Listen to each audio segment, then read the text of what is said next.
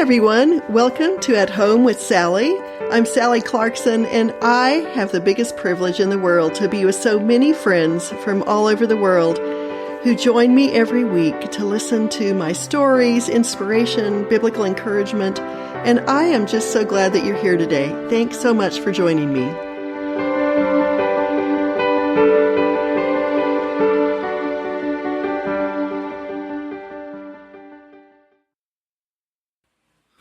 Hi, my wonderful friends. I am looking so forward to sharing Tea Time Tuesday with you today. I am sitting at my little desk, at my little computer, and I have one of the boys volunteered to make dinner tonight, which is wonderful.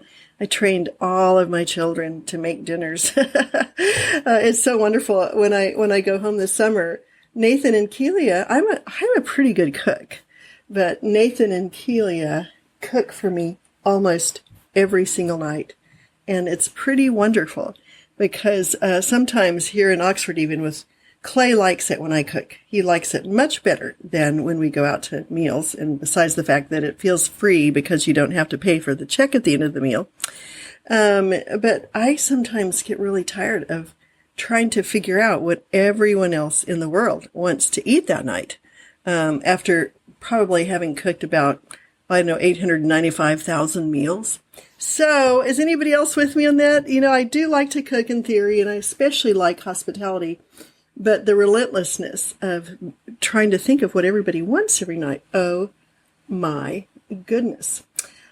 Well, I have to start out today with I'm making up a lot of these Tea Time Tuesday quotations because I feel so convicted and excited about it. I just feel like the things I'm saying are true, so I'm making them up. There's a lot of other great ones. If you ever find one, send it to me.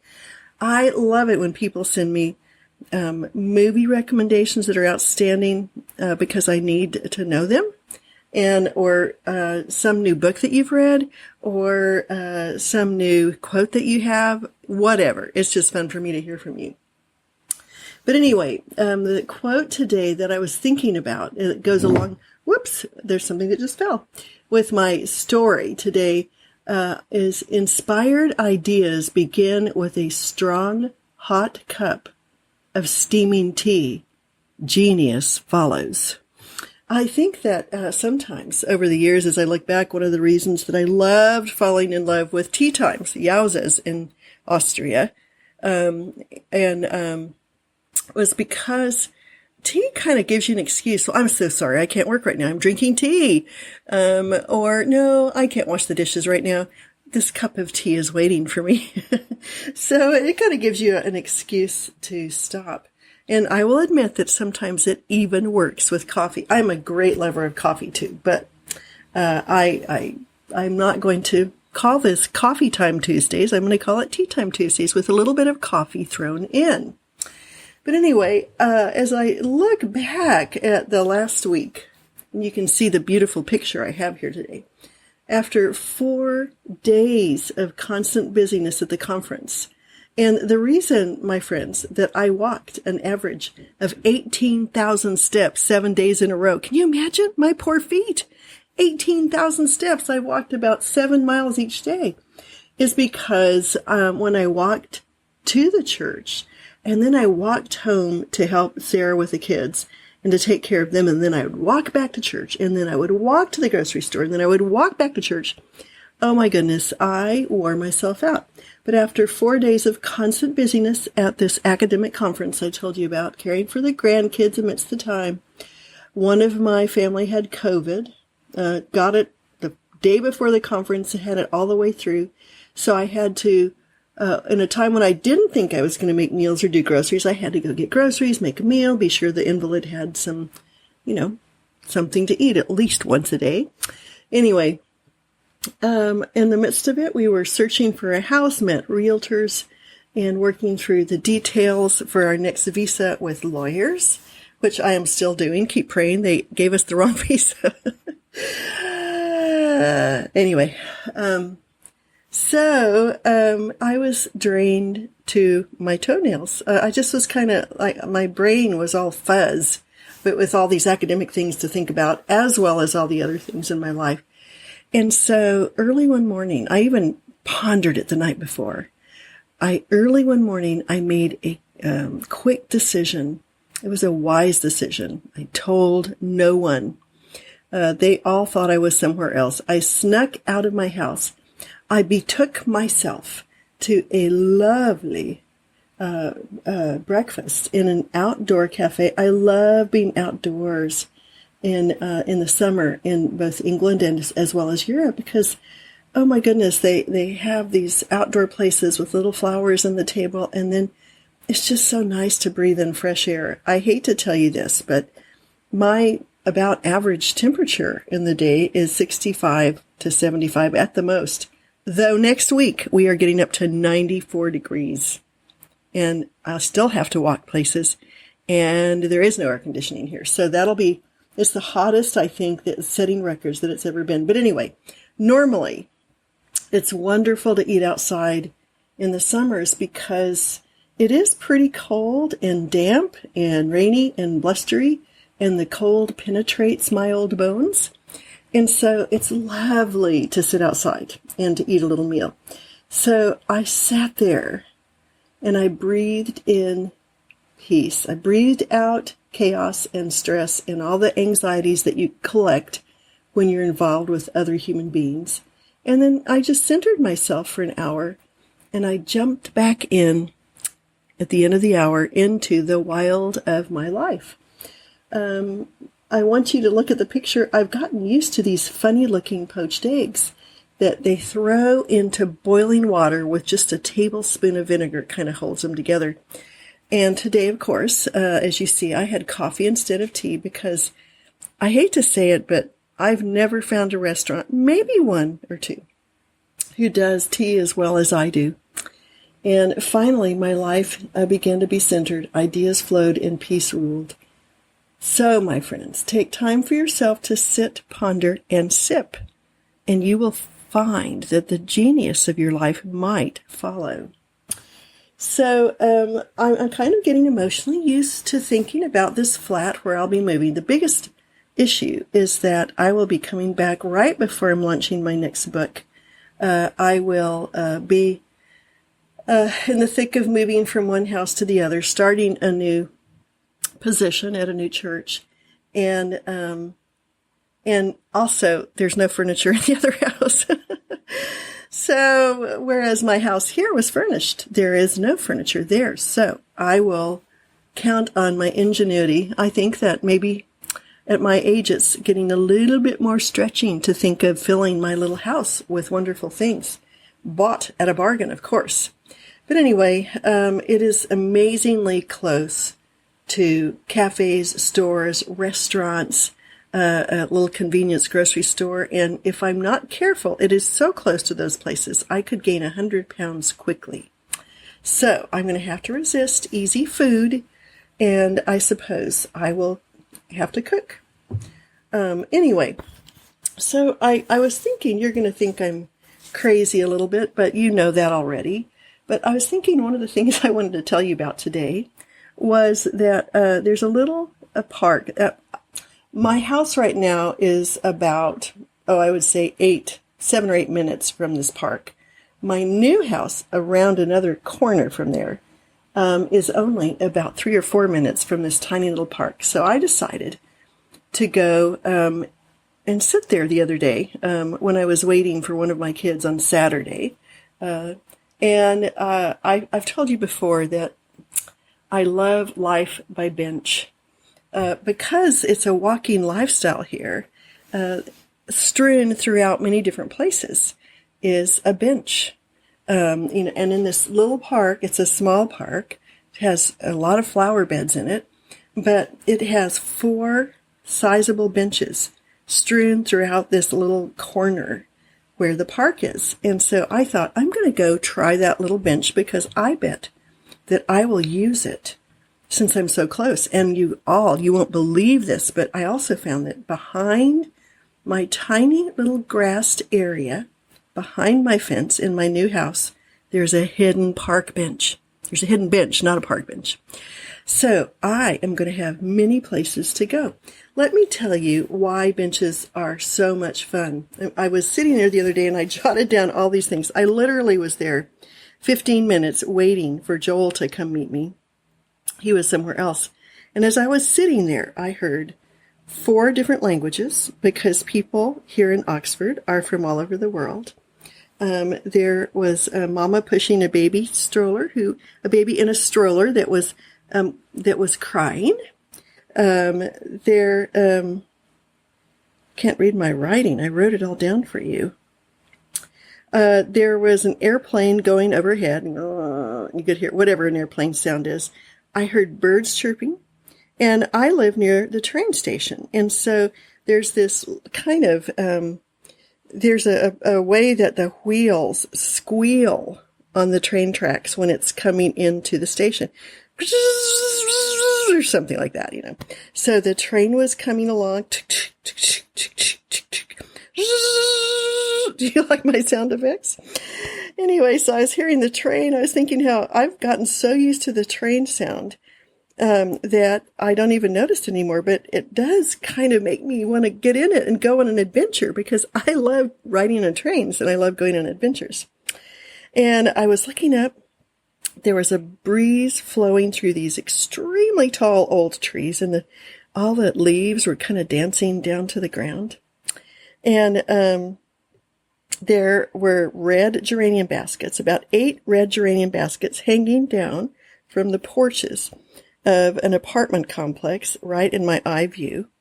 There was a bicycle and more bicycles tied to posts all over in the area in front of my eyes. I was surprised to see that 2 different wedding parties walked through. You see, when people don't have cars, and this park is right next to the canals, the miles and miles and miles of canals. It's the park, and then you walk up these stairs, cross a bridge, and get to the other side to go in the direction of the train tracks or in the direction of Oxford.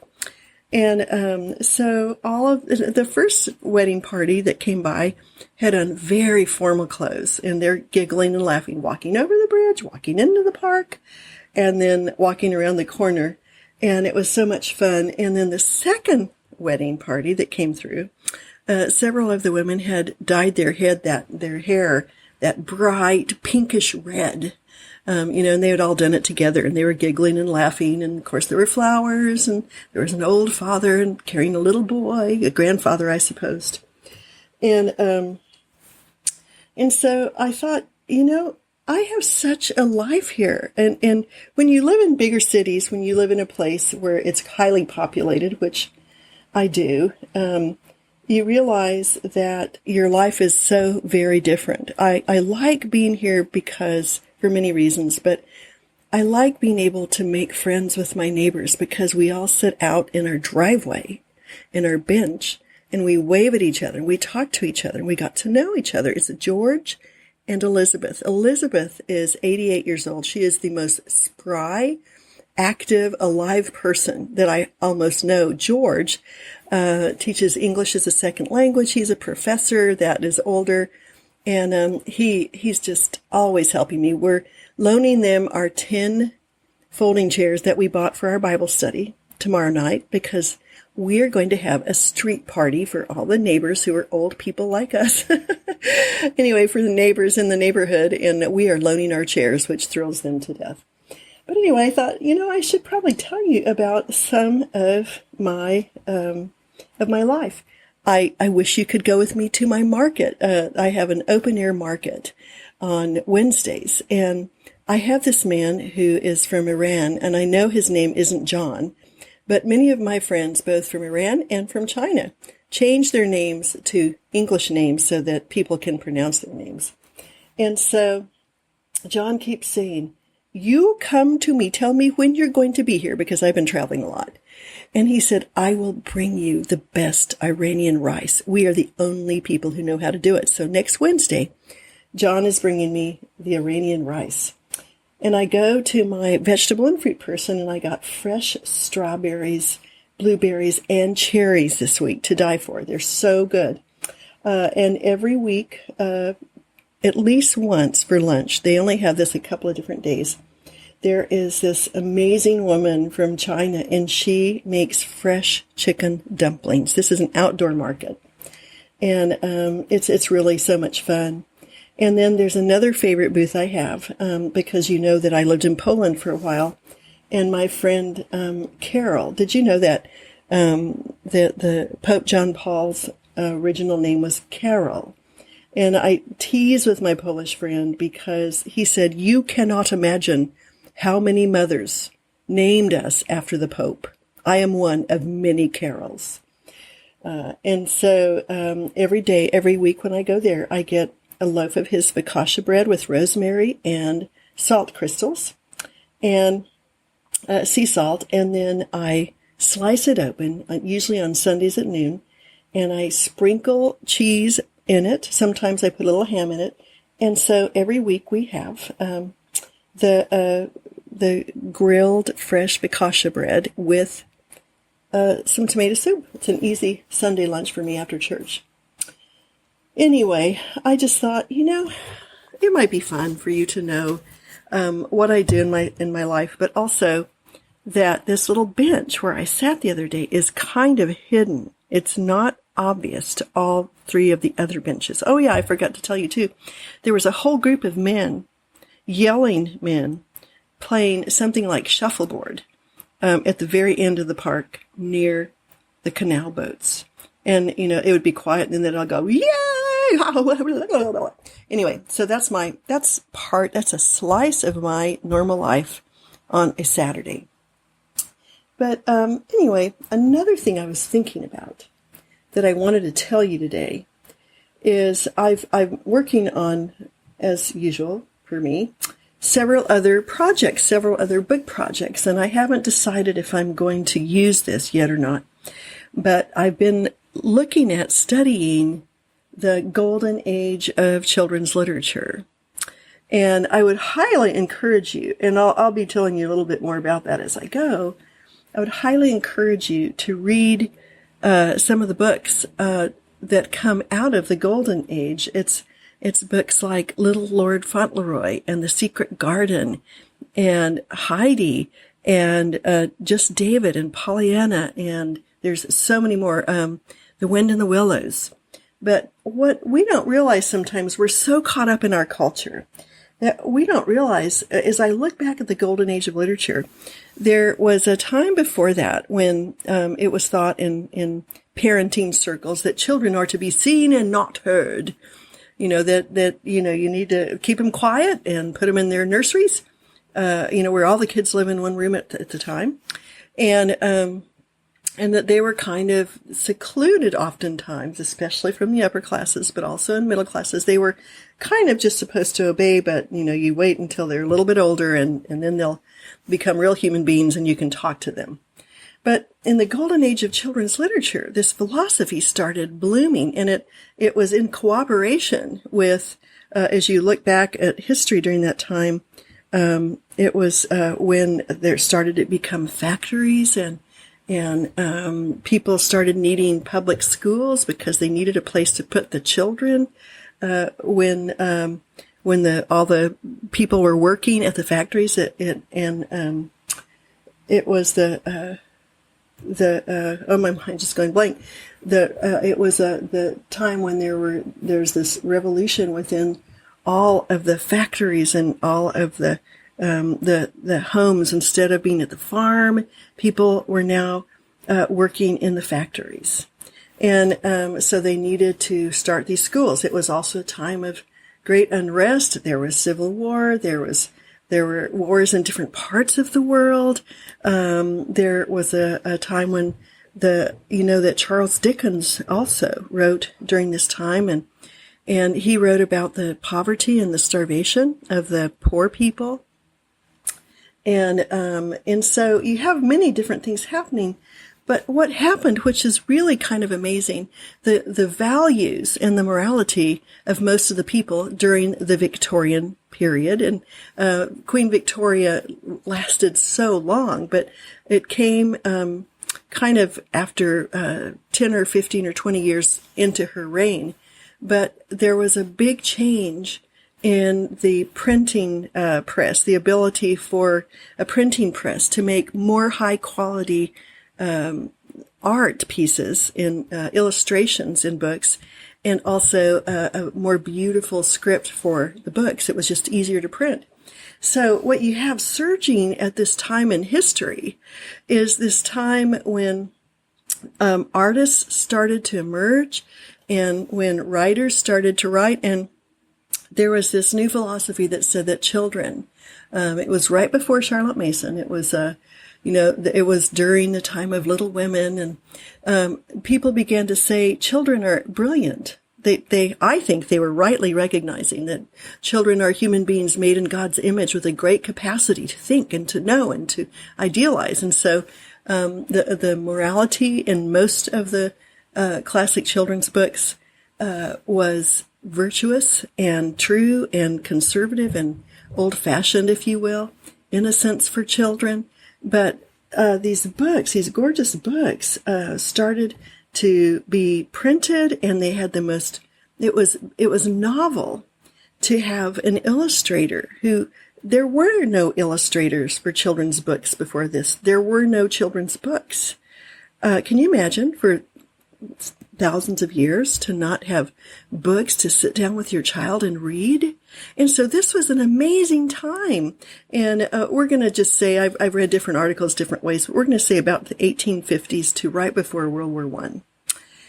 And so I was reading about this because I wanted to encourage all of you, whether you have children or not, to read some of these old-fashioned children's books, because they're great read. They have a high vocabulary. You know, when you read a Dickens book, you think, oh my goodness, he was raised as an uneducated, poor young man who worked in a factory. And yet his vocabulary, the common vocabulary of people who lived during his time, was so much higher than our vocabulary. So the more vocabulary you have, the greater ideas you can understand, because all of these amazing words work together to provide a very graphic and deep understanding of complex issues. Let me give you an example. If all you know is just kind of the jargon, like, oh, that's really a cool, I don't know what, picture. Well, that's one way to say that's a beautiful picture. But if you know that a picture can be sublime, it can be beautiful, it can be defining art, it can be from the pre-Raphaelite movement, or it can be from the Impressionist movement. If the more vocabulary, the more ideas you have, the more your brain speaks to the other roadways that you have established in your brain, and the more excellent your thoughts can become. That's what causes people to grow in their IQ and in brilliance. It's kind of like muscling up your brain. Well, I wanted to tell you, I want you just to think about the fact that, okay, so in their day, I'm going to tell you about this one person, Randolph Caldecott. And maybe you know all about this, but I hope this will be interesting to you. Randolph Caldecott was a young man who grew up in a family, just in a normal house, you know.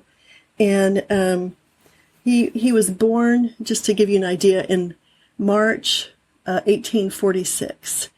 And so he just grew up in a home where he, like Beatrix Potter, around the same time, a little bit later for her, but he grew up around animals, and he would draw animals, and he would draw trees, and he would draw flowers, and he grew up being greatly interested in nature and in the beauty and in the colors and so on and so forth.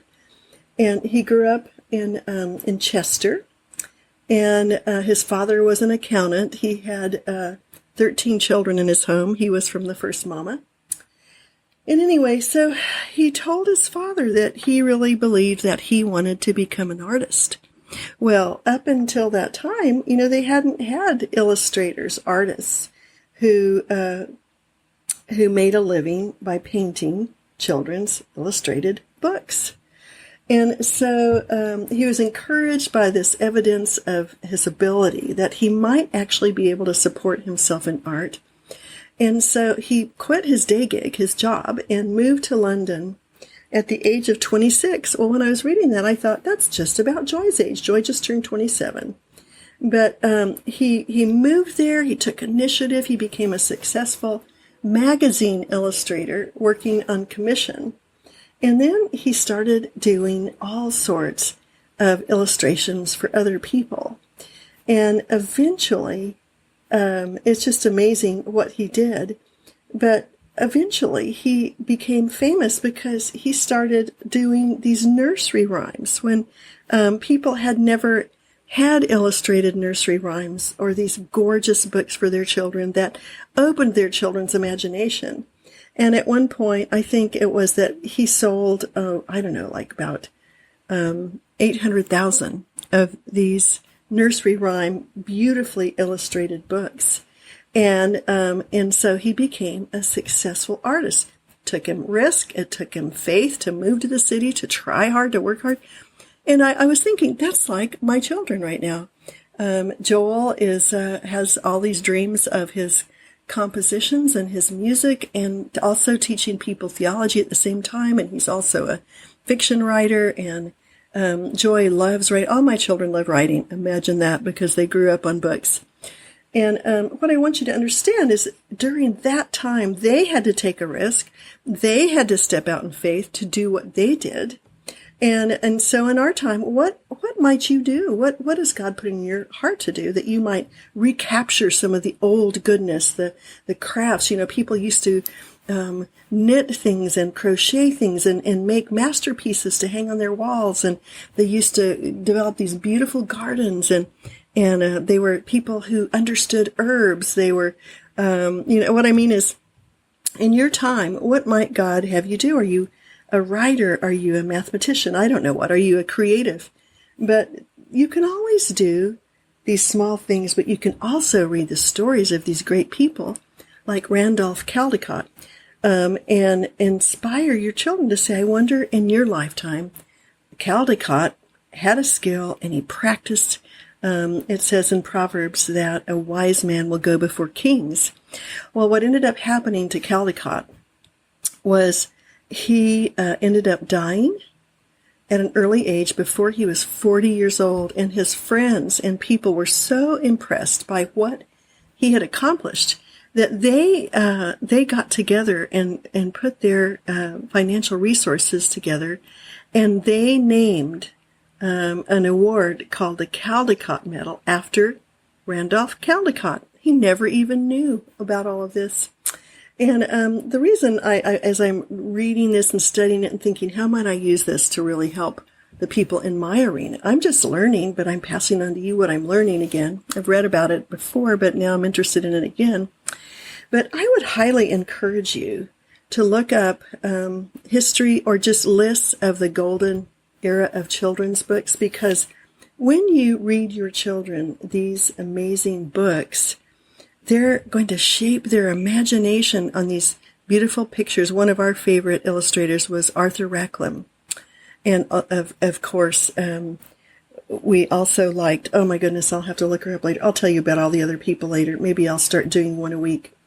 But anyway, we just used a couple in our newest reprints of books, Seasons of a Mother's Heart and The Mom Walk. We used some reprints of the Impressionist paintings of Monet. You can be creative in the way that you want to, or you can pass on a love for something where your children will push the borders out and in their lifetime invest in great stories. All right. Well, that's enough for Randolph Caldecott today. But I think I'm going to have to end here in just a minute because I smell something wonderful cooking. We're having chicken Kiev tonight. It comes packaged from one of my local favorite grocery stores. They do it fresh up at the store, and Joel said, "I'll cook tonight," so he's putting it in the oven. But anyway, I wanted just to end up with a couple of things. I think that all of us, whether we are hidden and plant that seed of the tree that somebody will benefit from for hundreds of years to come. We plant a legacy that perhaps will engender geniuses or creative people or great missionaries or great writers or great academics or great parents or whatever. We are in the process of planting and watering and growing in our homes. I could never have imagined what my children would become in the imperfect life of my home, but I believed forward in their lives. I narrated to them a great story to live into, as you are. But anyway, okay, I'm going to tell you one more little thing. There is a food. I already mentioned a lot of food today. We should all learn how to make chicken dumplings. I actually went to a party once when I was much younger. I diverge here. When I was much younger, my friend had a chicken dumpling party, and there were different vegetables, chopped vegetables like carrots and onions and all these wonderful little things, a little bit of celery. And there was some chicken, there was some ground beef, there was some sprinkled pepper, like chili pepper. There were all these different things. It's Kelia and Nathan. Hi, can I call you right back? Okay, bye. They said hi. So anyway, and she learned how to roll out the dough, and then we each put our own little dumplings together and crimped the sides of the dumplings, and then she put it, I think it was into some oil, and that's what my wonderful friend does for us every week in my market. But she sprinkles soy sauce on it and a little bit of chili pepper and all sorts of little bit of garlic, and it is the best thing you've ever had.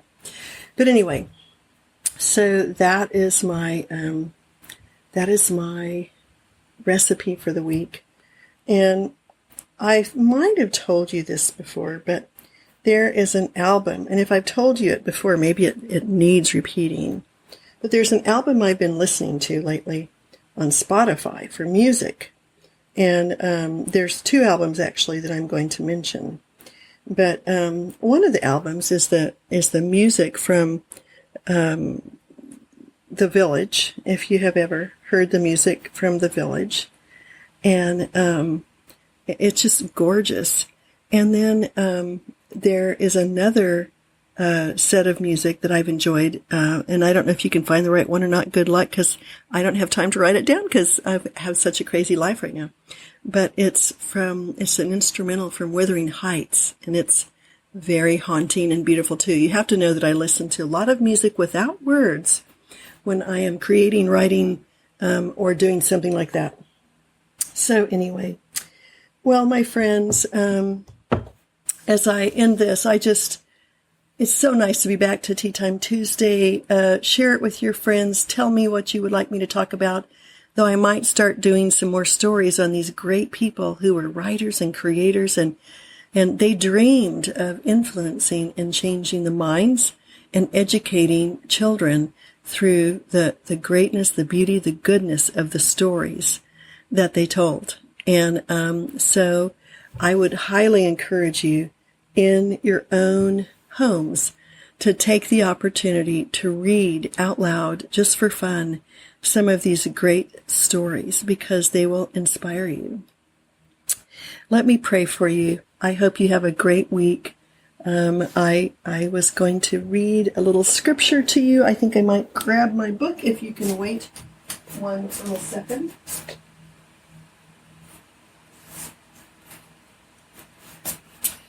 As I told you before, I read a lot of different little devotions and books along the way, and so I was thinking about this today because, as you know, Clay and I have named everything we do Heart, Whole Heart Ministries, Mama Heart Conferences, and so it just happened today in my devotion. This is a verse from Proverbs 23:26 that says, "My son, give me your heart."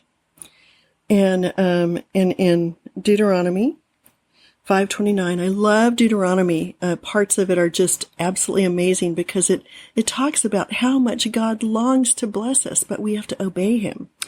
And this verse said, "Oh, that they had such a heart in them, that they would fear me and always keep all of my commandments, that it might be well with them and with their children forever."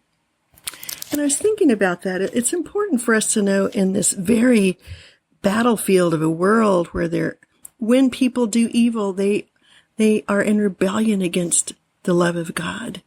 And we are influenced by other people's decisions and behavior, aren't we? But his desire for us, he says, "Oh, that Sally and Clay, oh, that her friends would have such a heart." It's all about your heart in them, that they would fear me, respect me, honor me, and always keep my commandments. Why?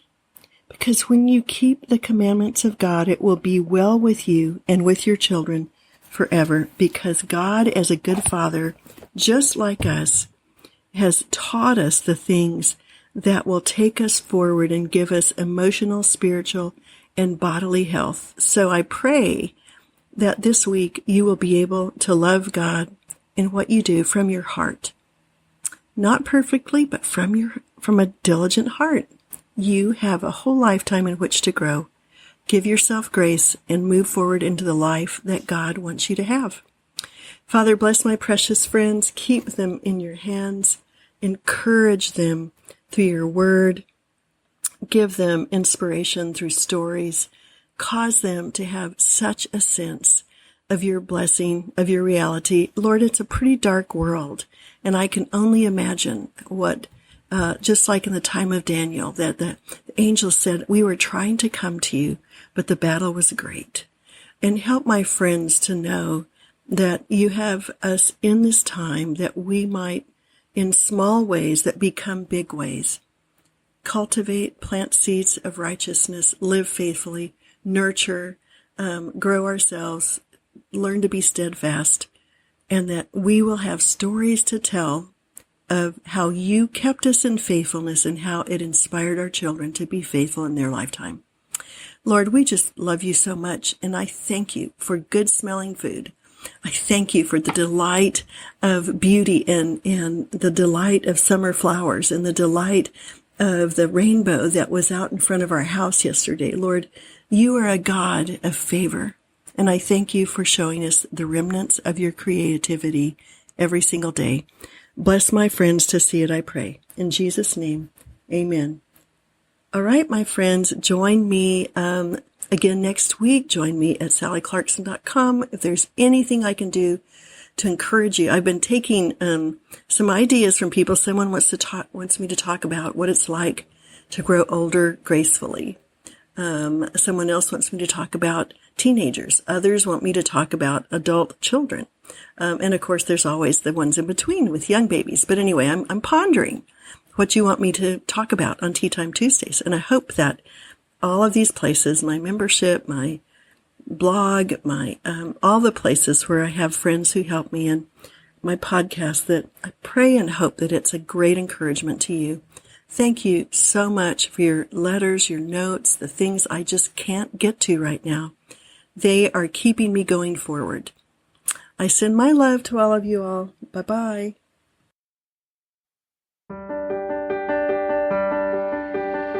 I hope you've enjoyed our time together today and that you'll join me next week.